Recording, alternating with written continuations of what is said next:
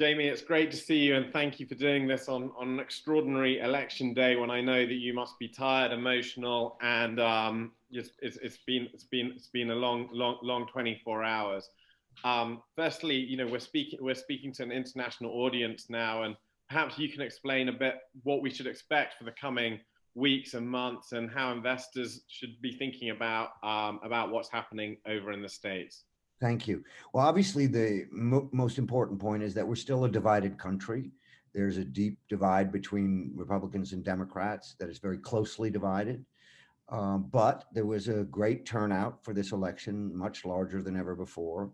I think when the votes are all counted in Pennsylvania, Nevada, that Senator Biden, Vice President Biden will become President Biden. I think that's pretty clear now. But the Republicans will probably control the Senate, the Democrats the House, and a conservative majority in the Supreme Court. So a divided government. But at least from the standpoint of international investors and European friends in the UK, et cetera, I think we'll return to a level of normalcy in the US leadership in the world. We'll have a president who believes in allies, who is a friend to the allies, not making nice with the adversaries before the friends. And I think you'll see much more normal principles of American foreign policy. But unfortunately, we are in a dangerous time. China is a growing threat to the United States and the West. Russia has been a longstanding threat to the Western countries. They see their future as trying to make lives worse for us in the West. And these are big problems that haven't existed before. And so it will require really international cooperation to deal with them. That's in addition to the obvious issues of terrorism and climate change and all of that. So it's very, you'll see a change. Donald Trump was a unique figure in American history, and he operated rather personally and uniquely. He didn't really use the bureaucracy. He did everything himself. And that, for good or ill, is what he did. And I think that will change. Jamie, you know President, not yet President, you know Mr. Biden very well, and you've worked closely with him for a long time. How do you think his view of the world will be compared to Donald Trump? In particular, we've spent so much time talking about China over the last 4 years. Where do you think the trade wars sit, and how do you think those relations are going to change?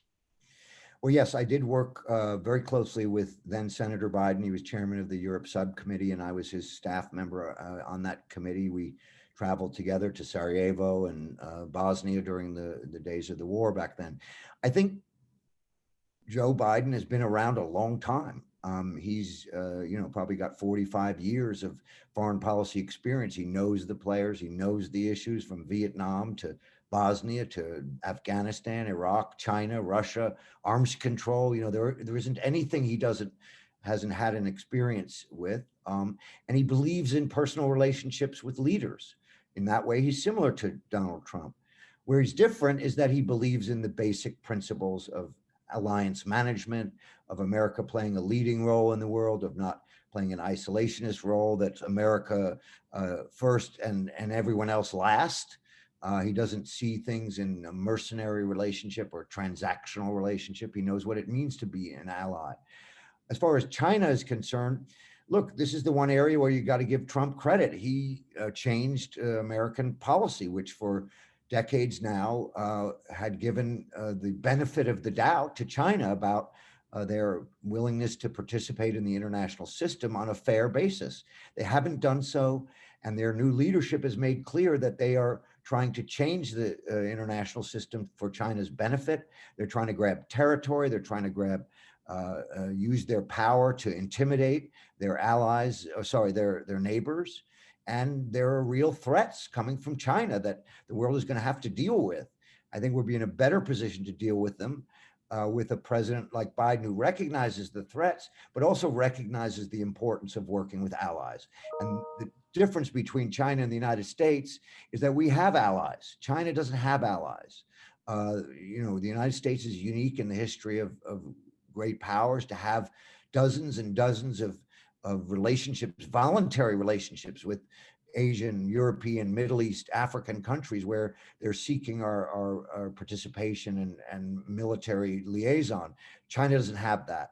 So we need to use those differences to make sure that China understands that if it wants to play in the international system, it has to play fairly. And thank you for that, Jamie. And you have a deep understanding of US politics and what can be achieved, you know, in a new administration.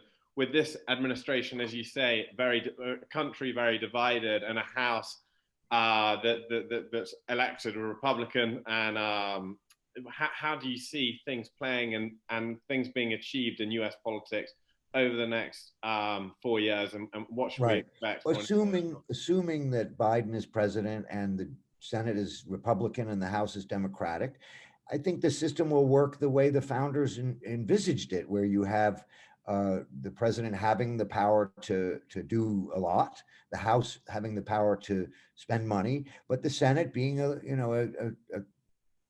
playing a role of leavening and caring for the traditions and the existing policies, and will slow things down. I don't think they'll be able to stop everything.